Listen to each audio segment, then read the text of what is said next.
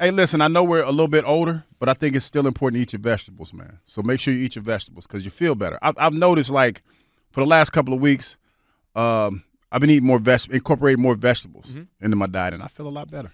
You don't have to sell me. Man. I mean, you're the Mr. Vegetan. You got the one guy next to you. You're like, I got you. I'm with you on that one. All right, a good Daily Douglas to start us off. A piece of advice there for your weekend. All right, we got a lot to discuss here today, but one thing's been kind of on my mind for a while now, but certainly last week, hearing A.J. Brown on our station talking about, all of us as Philadelphia sports fans, it got my mind thinking. And then last night I saw this and heard this. Darius Slay, who's never a stranger to saying what's on his mind, was on the Corner Suite podcast with our old buddy Steven Nelson, former Eagle. And listen to Darius Slay talking about Philadelphia fans and how they treat him and the other Eagles and other players in this town. I learned quick. I said, I got to get out of here. It's not good for my mental health. Go ahead. I'm stressed out. It stress you out, boy. I'm stressed out. I'm talking about because I ain't going to lie. These probably the only fans that ever got to me before. That's what I'm saying. I'm not used to that, bro. It's not going to be just somebody new all the time. It's going to be the same one. Yes. And he hit you about 30 times. They going to sit in the back of the bench. Right there. And they on your ass. Every play. But Big Dog. He's terrible. What the is he doing? You got to hear that every play. Even if you make a good play. I used to be like, it got to a point where like, and don't get it twisted. I'm not no scrub by any means. Okay. But like, I just hard on myself. Yeah. So like it got to a point where like I'm playing against the fans type. I ain't even focused. I have a third down stop. I'm talking to the fans. I'm coming outside talking, not even the opposing team. Ain't it? Y'all didn't talk about. Yeah, every time. So there's Slay and former Eagle Steven Nelson talking about how hard fans in Philadelphia were on them. Steven won his 1 year here. Obviously, Slay's been here a few years. How hard Philadelphia fans are. The line that caught me, Slay saying they're the only fans, we're the only fans that ever got to him before. Not road fans, home fans, Slay, us. The Philadelphia fan is the only one that ever got to him before. My reaction to this is I roll my eyes. And I can't believe how in certain instances so many players that currently play can't handle a little constructive criticism, can't handle emotion, can't handle – I mean, this comes with the territory. If you're a player here, and you were, when the times are good, you are loved. You are adored. And when it's not that way – People are going to express themselves. Well, first I want to address that. Slay said he's the only fans that got to him. Well, bro, you played Detroit. I can't imagine that when you, like the time that you were there, that good or bad, they had a whole lot to be excited or indifferent about. They probably were more indifferent than anything. No disrespect to the Detroit fans because, they balling right now. But it is different here. And I remember when I first got here, it was a little rough. But, this is where – I tried to give the younger players grace, Joe, and put myself in that situation. But I have some questions that I have to ask because, like you pointed out, I did play football at the level that they played at. And my question is this, what are you doing during the course of the game? Because I know the setup. What are you doing during the course of the game where you can pinpoint? Because they were very specific in the way that they say some of the fans are, and some of the same people are booing them all the time. Mm-hmm.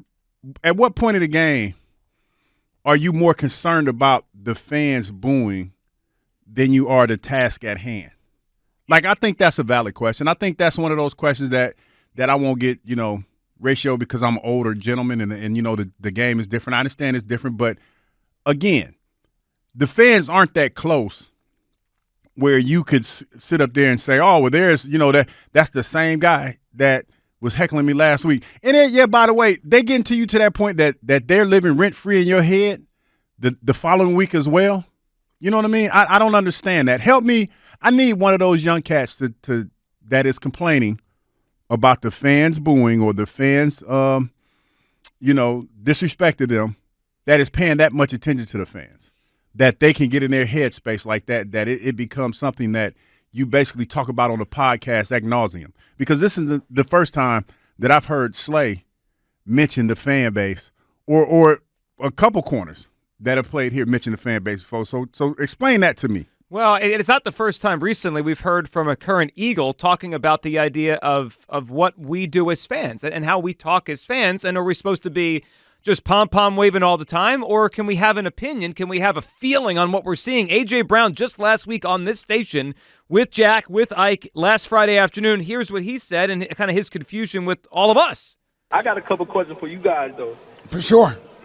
What's the deal? What's the deal? Like, you guys supposed to be supporting Philly, but it don't turn out to be that. You know what I'm saying? Like, why make up so many rumors? You know what I'm saying? Like, because most of the rumors don't even be real rumors. These are rumors that you guys are making up and everybody run with. Like, so what's the deal? Like.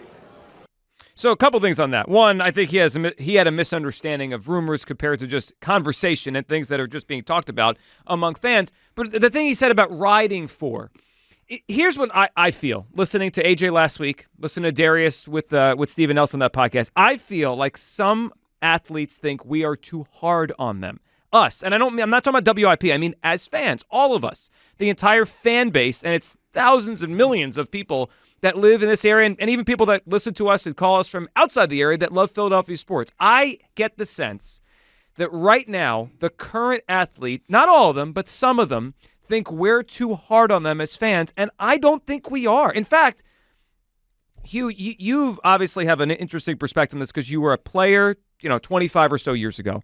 Then you joined WIP after that, and you got to be part of it with Angelo, right? Mm-hmm. And it's transitioned since then. There's different people here, and that thing has turned over a little bit. There's still some obviously great people that are around with Angelo. But my feeling is fans today are not as hard as they used to be on athletes. I think there's more of a, we love you. We want you to be here forever. You're our guy. There's a little bit of that. I don't, like, the Philadelphia fan of 30 years ago, I think has evolved. I don't think we are that hard on these athletes. Now, they might feel that. I don't believe that. Hugh, do you think we're too hard on these guys? I don't think that. This is what I think, Joe. I think that a lot of times, word of mouth is still king. Like, even though we have social media and we have so many different venues where we could actually go and read for ourselves what's actually being said or what's going on or whatever, word of mouth is still king. And a lot of times, I'll blame fans for this, for being ignorant. And what I mean by that is a lot of times, fans don't take the time to get information themselves. They leave it upon somebody else to give them the information. They take it from there. And a lot of times, when somebody tells a story, they tend to leave some key details out. Yeah, all the time. Say, for instance, like just for example, this whole rumor that AJ is talking about being traded. Now, I'm not picking on anybody that's in the business that we do, but as an analyst, we have to do a better job of presenting stuff when we say to players. But a lot of time we don't do that because we want the sizzle. And when Kay Adams presented the story, it was speculation, but she presented it like it was truth. So, as a player, you hear that and you automatically assume that it's true because it's coming from her, because she's a trusted source in the media. It's like the game of telephone. Like, yes. You say one thing and then it changes a little bit, and all of a sudden it becomes like, wait, what? What was yes. said yet? And that's what happens. And again, I'm not picking on her because I think she does a great job, but the way she presented it, it then becomes truth. And then the next person sees that, and then it becomes, oh, well, they're trying to trade him up out of here. No, you need to get back to the root source of what happened, and we don't do that. And that's how these things get blown out of proportion. And that's why you see fans all the time talking about, well, they're trying to run people out of town or anything like that, because you're getting secondhand information. Yeah. Yep. You're not getting it from the source, or you're not trying to take time out to understand what was actually said. You're just taking a story and running with it instead of saying, wait a minute, let me find out what's going on for myself. We don't do that. No. That's the problem nowadays, especially with social media. We don't do that. It's definitely changed things, and it's almost like an echo chamber. People hear what they want to hear over and over again. I think this is very simple, and unfortunately, athletes today, and not everyone, not all of them, but it feels to me like a lot of them make this harder than it has to be. If you play well, if you are winning, this town will love you as much as any sports town in this country. You will be beloved here forever. If you do it the right way, if you play the right way, if you play well, if you win, there is a reason why Brandon Graham is beloved. Brandon Graham's not going to the Pro Football Hall of Fame. Mm-mm. He's not. But he's going to be in the Pro Football Hall of Fame of people's hearts Yes. here in Philadelphia. He's loved because you know what? He has played his butt off for over a decade. He's played well. He's and he helped has the one team of the win. most signature. I saw the other night where there was a video posted of somebody painted a picture of the Super Bowl sack that he had against Tom Brady, and he will forever be immortalized in the pantheon of great Eagles players for that play alone. And you know what I love about Brandon Graham? Early on in his career, he may have felt we were too hard. Remember, he blocked everyone. Because he early on he had injuries. He was considered a bust. He was considered a bust, and people had their opinions about him. Did he hold a grudge? And I don't know, podcasts weren't as big of a deal then, but I didn't hear Brandon Graham talking every 5 seconds about how hard it is to play. He put his chin strap on, and he got better and better, and he endeared himself to everyone here, and now he's beloved. This isn't that hard. If you play well and you win, you are loved. Yeah. If you stink or you're not playing well, people are going to criticize you. I don't think we're too hard on the athletes. I really don't. And I'm not speaking just for myself. I'm speaking for it's the way I view everyone here. I don't think, and we talk to fans, Hugh, every single day. I mean, once in a while you get someone who really is hard on a person. Some fans are idiots. But and as some a whole, fans, I don't think that. Some fans take it too far. Some fans feel too comfortable saying some of the stuff that they say, knowing that, you can't put hands on them. And I think, that's one of the reasons why they tend to say some of the stuff that they do. But it's one of those things where you have to know, as a player, as a person, like everybody's not going to like you, and that's okay. And as long as you know you're doing your job and you're comfortable in your skin, you're not going to change everybody, man. And that's one of the things that I've learned from being on Twitter. I can sit there and try to explain myself to each and every individual that comes in contact with me. It's not going to work because everybody's not going to see it the way that I see it, and that's fine. And if you're comfortable with that, then you need to just keep it moving. And I think a lot of times I just find it fascinating how for certain individuals that play football at this level are complaining about criticisms of people that don't know you and you're trying to win them over. Like they don't know you. I look at Twitter like this. When I go in with somebody on Twitter or if I say something, at the end of that conversation, you know what I do, Joe? I go play video games. I might go work out. You move on. I move on. And you should too. Because when you compartmentalize this and worry about it the way that you're worrying about it, it just makes you look bad. It makes you look petty. Because you're never going to win everybody over.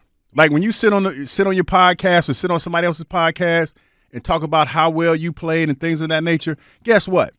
That might tend to rub some folks the wrong way. Mm-hmm. You know what I mean? You are defending yourself, but some people might look at that and be like, you know what? You're not being a team player. So maybe you shouldn't do that. Maybe you shouldn't do certain things that sets yourself up for criticism. And maybe look yourself in the mirror. I mean, I don't think that boos around here at this point in 2024 just come down for no reason. There's a reason. And I'll give you two lines here, Hugh. Number one, with great power comes great responsibility. Okay? Like if you're paid a lot, if a lot is expected of you, well, then that's part of the way this works because you've earned that, right? You're a good player. And the other line is they don't boo nobodies. That was an old Reggie Jackson one. If you're getting booed, it means everyone thinks you're better than that. I almost think it's a compliment. Bad players don't get booed. No. Because no one expects anything. We may boo the whole idea of this thing, but like if you're a player and folks are frustrated, it's because we think you're good. And what's the other one they say? If you ain't got haters, you ain't popping. There we go. We got three big lines in here. You know what I mean? If you ain't got haters, you ain't popping. Yeah, it feels to me like some athletes in this city believe we're hard on them, too hard on them. I don't think so. 215-592-9494. Is Philadelphia too hard on its athletes? That felt like a thing of yesteryear, of 25, 30, 40 years ago, where I thought, this town was hard.